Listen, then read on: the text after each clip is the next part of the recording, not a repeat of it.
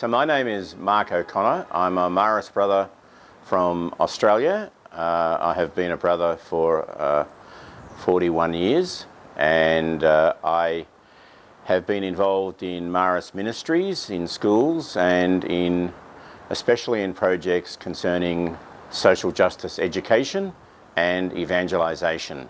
Currently I am the Vicar for Communications for the Parramatta Diocese. So I'm here in Rome for the 3 weeks of the Synod to report back to the Catholic people in Australia about what is happening in this special Synod of the Amazonia.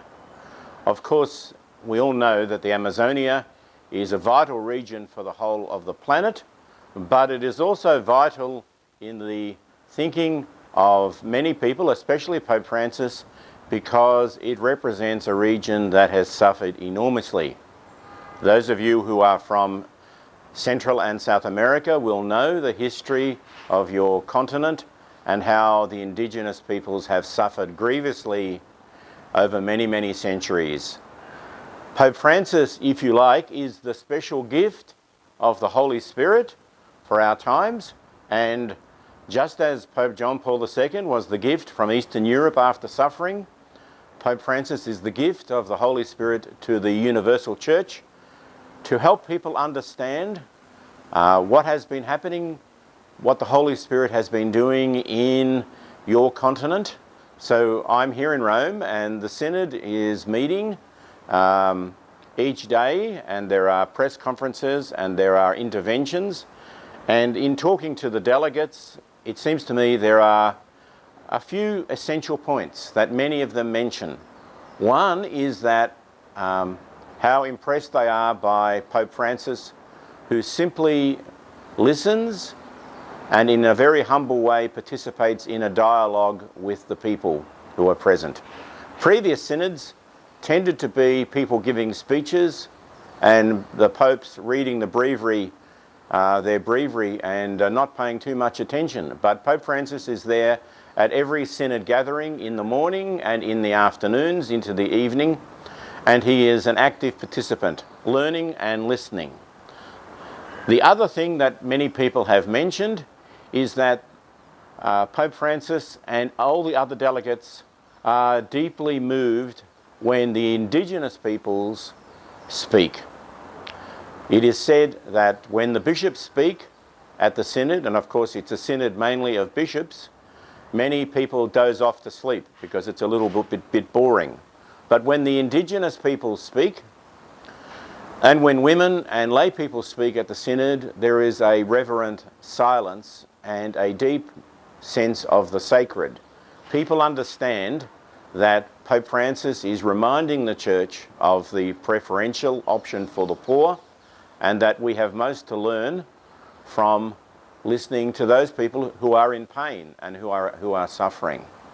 So the Synod goes on, the speeches and the interventions have concluded.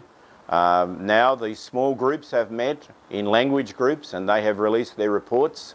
And now this week, coming up, the final message will be given in a draft form to the Synod, and they will discuss it, and then eventually on Saturday they will vote with a 2/3 majority, hopefully, and then give that back to the Holy Father. You need to understand that this is not a democracy, a parliament. The Synod is a gathering of the Church walking together, of the people of God, of all parts, listening to the Spirit, as Vatican II asked us to do. And so he will take the listenings and the learnings and the final message, the draft, and then he will write an apostolic exhortation. That apostolic exhortation, of course, is going to include some important issues. How can the Church protect the indigenous peoples and be in solidarity with them?